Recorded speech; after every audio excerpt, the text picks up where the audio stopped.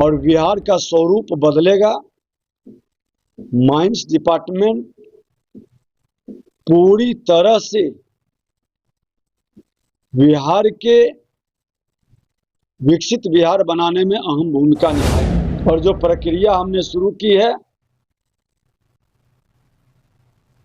वह प्रक्रिया आगे बढ़ेगा। लोगों को भयभीत होने की जरूरत नहीं है। आज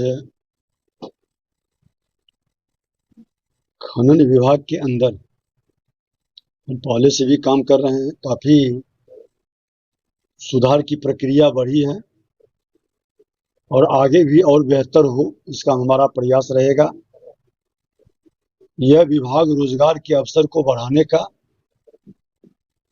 अपने बिहार को सुशासन से समृद्धि तक ले जाने का प्रयास रहेगा।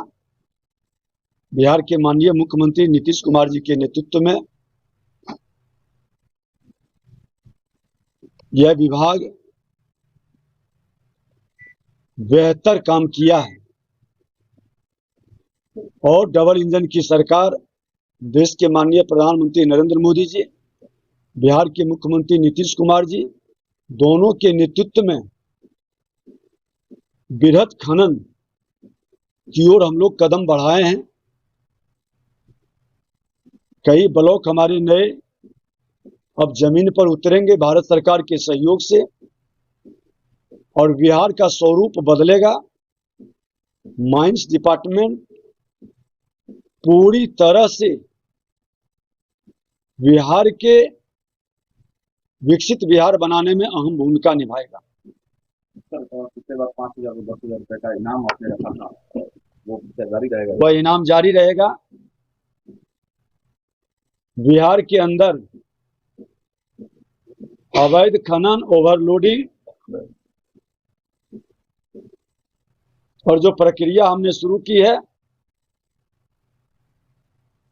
वह प्रक्रिया आगे बढ़ेगा।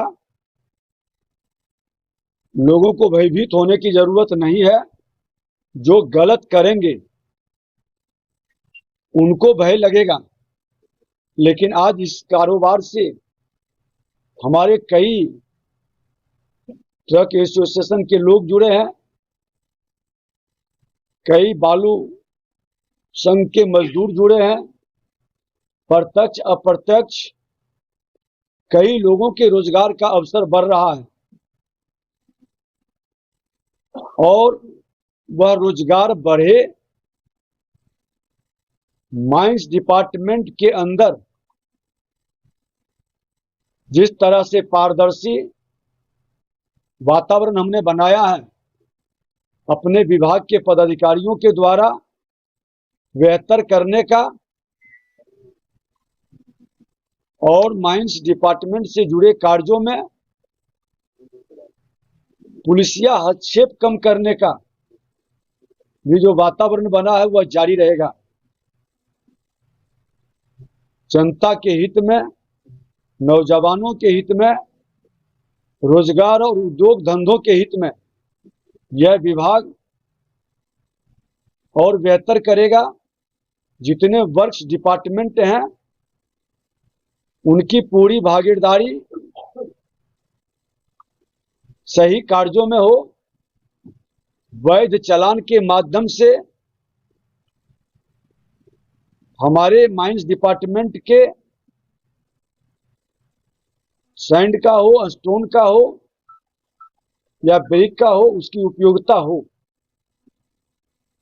इसकी और पारदर्शिता से मॉनिटरिंग हम लोग शुरू करेंगे।